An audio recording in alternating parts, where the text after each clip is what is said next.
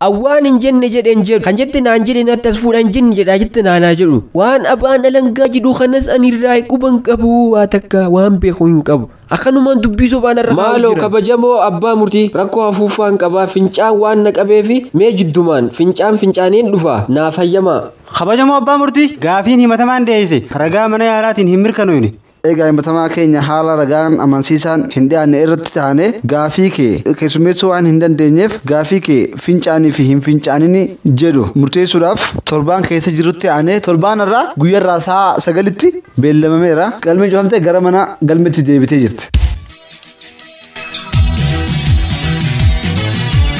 aboo maal taate nagayaami? Nagaya maaltu jira aboo jiruun na jibbisiiste. Kana taanaan duba fajjeessa maal asii goota? Hai duba ho yoggaa ani of ajjeese poolisoonni yoo na hidhano si magan. Tiyya eessa deemta? Aboo kiyyaan duraa si barraa fatanaa kufeettiniif ajjeesuu deema. Hai ati ajaa'iba qabdaa kam duba namni fatanaa kufe akkana bareedee shat jee nashaadha kana ta'e waa hundi dibatee akkana deema. Saati gawwaadha yeroo gaazexeessitoonni booda'anii tuyee footoo kiyyaa bareechanii akka baasanii fokkodhee akkaan hin baaneef gaazexaa irratti. Assalamu alaikum warahmatullahi wabarakatuh kabajamtoota dhaggeeffattoota raadiyoo daandii haqaa bakka jirtanii nageenya keenya isin haa gaba malee obboleeyyan Oro Islamic Art Center jirra jirtu. Yaa aboo gurbaan kun eessa dhaqe? Aboo eessa turtee yeroo silaa bakka dalagaa itti seenan dabarsitee maal jechuudha kun yakka akka ta'e hin beektu? Aboo akkasii miti mee dhaabadhu namicha tokko duraa'ee qarshiin baddeeti barreessoo qarshii san barbaaduutiin akka ture. Qarshii meeqa? Qarshii 50. 50 duraa badee. Alla achi booda ati maal gochuu jirta isa bira barbaachisu jirta? Lakkeen hanga inni nama biraa deemuutiin qarshii san gubbaarra miilaan dhaabbachuu jiraan. Tuni akka guddoodha lammata akka ittiin deebine. kabajamtoota dhaggeeffattoota keenya dachaan yaabuu gurbaa kanatu jidduun nukute amma hoottu dhaggeeffattoota keenya nagaya gaafadhu talleessaa keetiif dhiifama gaafattee jirta obboleeyyan hedduun akka seegan hin beektu. Kabajamtoota dhaggeeffattoota keenya dhiifama guddaa isin gaafachaa xiqqoo waan isinirraa tureef gama sagantaa as dabarra. Sagantaa har'a qopheeffannee dhufne sagantaa addaa qophii bohaartii raadiyoo daandii haqaarraa. Ajab qophaa'ee obboleeyyan Oro Islamic Art Center irraa kan nu dabru sagantaan kuni. Egaa kanaaf obboleeyyan keenya kan biyya alaa jirtan kan biyya keessa jirtan Ameerikaa, Awurooppaa, Itoophiyaa hundi keessaniyyuu nagaa qabdanii mi? Dhaabba asirratti waan ajaa'ibaa takkaa dhufe. Hayyaa. Maaliif yoon isin jee obboleeyyan keenya warreen nu jajjabeessanii fi akkasumas warri gaafii gaafatanii jiran. Haaya. Galatooma jechuun beekama warra nu jajjabeessan galatooma jennaani ammoo warra gaafii gaafateen gaafii isaanii dabarsuun dirqama waan ta'eef gaafii gama kaadheessu. Dirqama. Gaafiilleen namni dhiyaatteef munshida keenya beekamaa hayyaa jaalatamaa kan ta'e hayyaa hundinuu beeku sin jenna dhaabbadhu yaamuuf hin deema. Munashid Awwii Khadirii fi gaafii. Yaa Rabbi yaa ni ittiin jiru. Gaafii tana deebisuuf qophii dha qophii miti.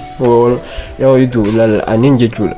Waan jabaattu taate jechuudha. Asumarraan otoo gaafitti hin seeniin otoo narraa dhiiste ani hin danda'u waan kanaaf. So gaafii salphaadhaan gama gaafii haceenu. Gaafiin maal hojjettu taate yeroo adda addaa bakka adda addaatti uummanni jaalalaan qabamanii jiranii jaalalaan qabamee waywaatu ni jira khayraarsu ni jira sababa jaalalaatti gaastiriikis qabee ni jira.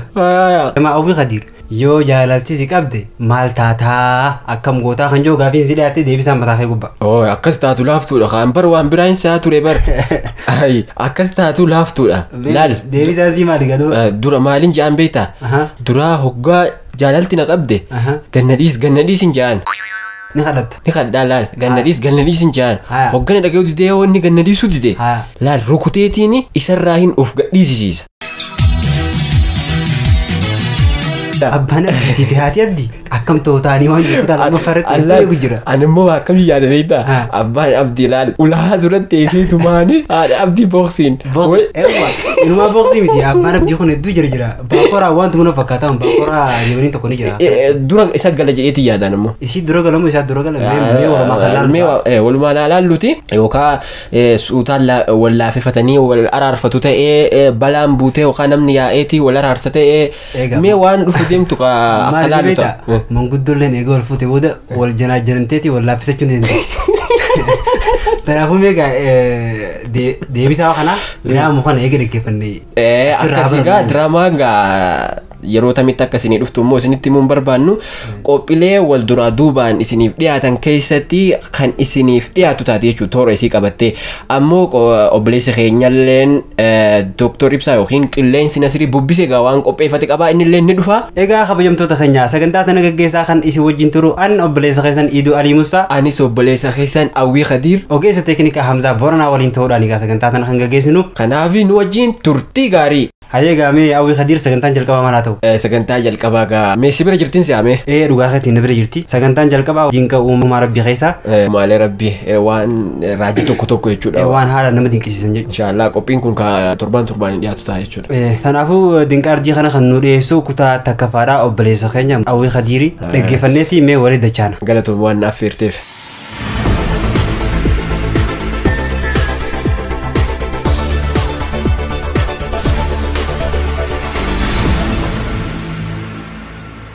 السلام عليكم ورحمة الله وبركاته خبجمتوتا هردفتوتا قبلي تينيا قويا هرا اسم برانغاو كان قبي فني راجي ومالي ربي غيسا واهي جويتين والقبتيت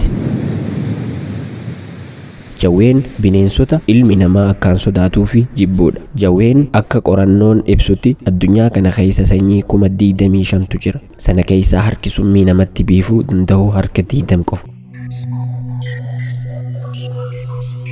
جوين akkuma beekamu miilaa fi harka ittiin lafarra deemu hin qabu garuu mootiin waan hunda gaafa uumu wanta isa barbaachisu guutee fi kanaafuu mataa irraa qabee hanga eegeetti qaamni jawwee cinaacha lafeetii waan guutameef wayita cinaacha gara bitaa sochoosuu kan gara mirgaa ni dhaabbata wayita kan gara mirgaa sochoofatu kan gara bitaa ni dhaabbata kanaafuu cinqaa takka malee waan fedhe irra looyee bakka barbaade dhaquu danda'a jawween gogaa qaama maaf jijjiirata jettanii gaafachuu dandeessu akka qorannoon ibsutti jawween gadi xiqqaatu waggaa keessatti yeroo takka gogaa qaama isaa jijjiirata sababni uffata isaa kana jijjiiratuuf dirqama itti ta'eef akkuma dubbanni jawween miilaa fi harka qaama isaa lafarraa ol qabatee deemuu hin qabu akkasuma jiruun isaa waan mukaa fi dhakaa gubbaa ta'eef uffata isaa kan qaama uwwisee argamu kana jalaa akka inni dulloomee moofu waan godhuuf gogaa qaama isaa jijjiiratuun dirqama itti ta'a.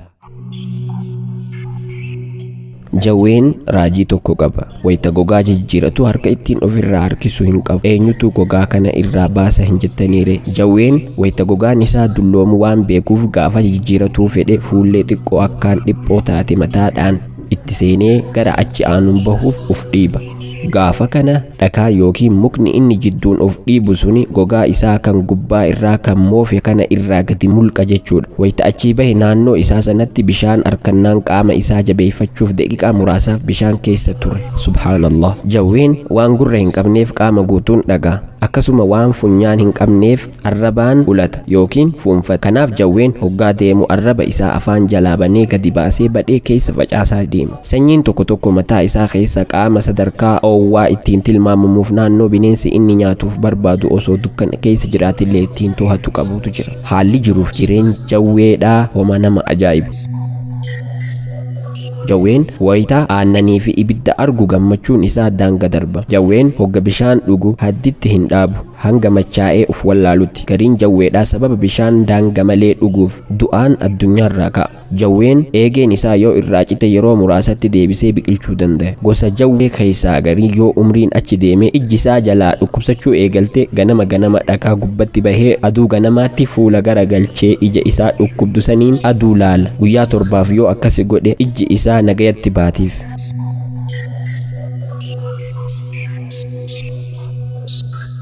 ilmooleen jawweedhaa gaafa kallee keessaa cabsitee baate irraa if dandeessi soorata barbaaddachuu aduwwii ifirraa deebisuuf bakka barbaadan dhaquus ni danda'u yeroo jawween kormaa fi dhalaan wal qunnamtii wal hormaataa raawwatan dhalaan mataa kormaa argannaan yerootti qabdee nyaatee ajjeefti wal jibbaa fi wal loliinsaaf osoo hin tahin dambalii jaalalaatiin machaa'u irraa kan ka'e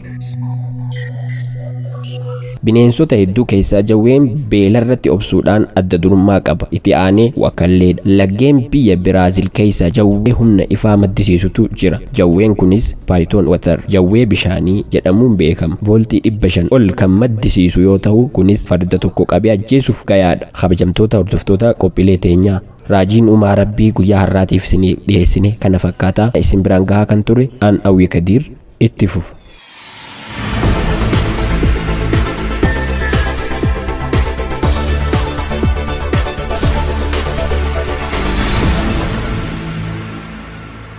Boo maali maal taate? Bishaan hin taa'u jira. Bishaan maali obboleessa? Lafa deemu jirtaa bara. Ay haramayaan asin turre. Obboleessa ka deemu jirtu kun lafaa bara haramayaan eega jirte turte bara. Yaa ani eegaan biyyaa deeme tureetiin jira haramayaan bisan seetiin bar bishaan hin taa'u jira. Ani siyaasi jirtuun asii deeme anuma jirtiif hin taa'a bar. Haramayaan bara eega jirte turte. Obboleessa kiyya akkin jeeti. Laal bakka tana haramayaa ture. Ammoo amma irraa jirtee jirtaniifu ni aanaa ka'in. Ay duba mafarraa deemna jechuudha. Edaa lafumaan taa'u jira obboleessa. Way. Ati baazaa namaan taa'u jirta. Naafuu addan baane obboleessa.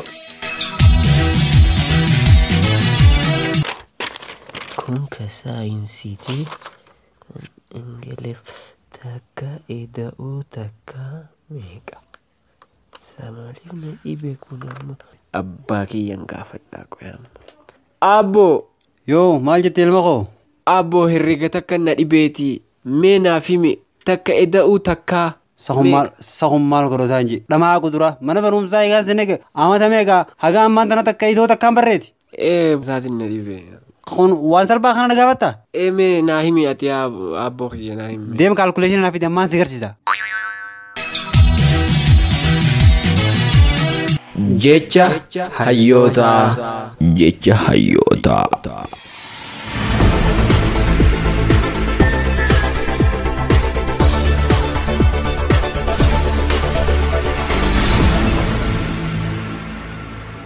Oromoon yoo oodeenuu diina ofirraa kaasa. Guddisaan nafxanyaa guddisa hanqarraati. Jarri kun diimokiraasitti hin amanan nama soban malee. Abbaan haqaa yookaan dhugaa qabu yoo callise diinni namarratti kora. Oromummaan Itoophiyaa tikfatan hanga arraa nuti eessa jirra?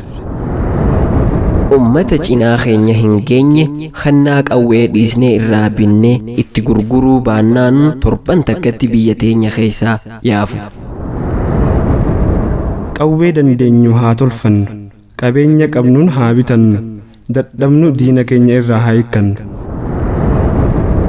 Namni bilisummaa hin qabne sareedha. Keessattuu saree fayyaa hin qabne. Jecha jaarraa abbaa gadaa. Bulluqiin jedhanis tana, khadiiriin jedhanis ana, wanti isinii fidee dhufes kana. Nuti rakkoo beelaa hin qabnu, rakkoo rasaasaa malee jecha khadiir waaqoo shaale. Amantiif kutaadhaan nuti gargar hin baanu. Jecha artist Nuhoo Goobanaa. Ummanni Oromoo barachuu qaba, lammiin barate immoo mirga isaa gaafata. Qabsoon mana ofiitii eegalti. Barannu malee hin bilisoomnu. Namni barate akka mi'aa karameellaatti dhandhamama. Lubbuutu darba malee dhugaaf seenaan hin darbu. Namni barate kanaatu naaf gaha jedhee isin galateeffata. Kanaatu naaf hanqate jedhee isin gaafata. Jecha Jeneraal Taaddasaa Birruu. Jeedala ta'ee waggaa 100 jiraachuu irra leenca ta'ee aadee du'uu naaf wayya. Jecha Koloneel Huseen Bunee.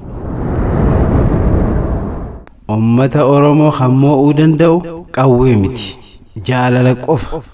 Jecha Pirezidaanti Lammaa Magarsaa.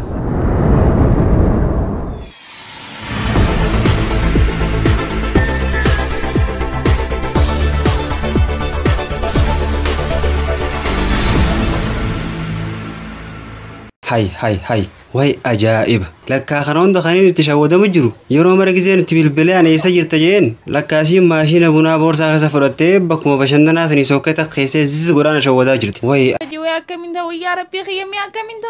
Yaa booda fi huccuutas firra baasishee ta'u fadhuutiin dhaqee nurraa deemi. Taaksii dafi nurraa deemi. Hayya bakka ol gara nageetti. abdii kiyya. Abbo baga nagayaan dhuftee si yaadee. Tole abdii kiyya mana barumsarraa galte nyaata nyaatte? Nyaanni abbo. Tole qottu aannan kanaan siif dee dhufeeti. Aannan kana dhuge qottu. Aan dhuga. Quufe. Hanga kana keessaa fite hangana. Quufe abbo. Fite siin hanga kana. Quufe. Leenca kiyya bara hangana fite qajollatti. Abbo waatu na dhibe mee na qo'achiis. Maaltu si dhibe? Ingiliffa kanaatu na dhibe. Okay, Ingiliffaa kana? Laal kana jechuun maal jechuudha seete? The cat is qacam zarraat because of silaraabaat. Maal jechuu? Kana jechuun hantuunni xixiqqaan tokkolleenu hayyama adurreetii ala godorraa bahuu hin danda'u jechuu. Duuba harmeen xiyyaa hayyama keetii ala manaan baatu. Tana maaltu si geemi? Assalaamu alaikum. Eessaa isaa tana dhufte qoyati? Wagadu asuma hin dhufe gaggabee. Asuma jechuun maal jechuu qoy osoo nan gaafanne deemaa luu kana dhiisuu deemeeti? Maal gabboo hin dandeenyu suuqillee waa bitachuu hin dandeenyu asiin dhufee siin jeemi. Sanii miti yeroo hunda giseen sii bilbile maashina bunaa fudhattee deemte naan jee abdii gaafadhee sin ture. Amma yoo na gaafattee deemte waa sin dhorku osoo nan gaafatiin deemu kana dhiisuu diddee jirta. Asiin durallee kanumaan sitti dubbachaa ture. Asiin durallee sitti irra deddeebisee yeroo meeqa kanumaan sitti himaa ture. Inumaa dubbii gootaa asii fi naman baastoo oguu deemtanii sabbaa ta'e sin seetee bu'aan akkanaan dandeenyu bu'aa ammoo sirraan deemina. Haa jireenya si hojii kana gubanne onumaa beekaa cajjanaan dubbii nu godhaasa maalumaan jee jaarsi kana haa inumaa mana kana keessatti ukkaamne teenya ifi gannaman baastoo oguu baanii dubbii haa borsaa keessa naa kanaame. Yaa dhaabdii fiyyaa akkasii miti meela dhaabbadhu. Dhugaa dubbachuuf ga'anii saayyama khiyaala bu'uun khiyyata gongoraa gaa dhiifama. Lammatatti hin deemu yaa jaarsa khiyya dhiifama. Kanaafuu bakka arraboo daanis kun si qopheesseetiin jira. Sa'aa barbaaddetti sa'aa bashannana barbaaddetti na yaami. Haala bareedaadhaan si bashannansiisa haala bareedaadhaan hojii jiraanna. Kunoo amma abdiin keenyaas ni jira. Abdii kiyyaas amma niin qubachiisa. Atis yoo hojii qabaatte hojjechuun dandeessa anis abdiin qubachiisa. Abdii kiyya. Yoo abbo.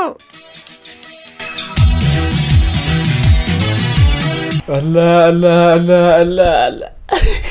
Maal dhageesse irra maal dhageesse kana qofaltaa?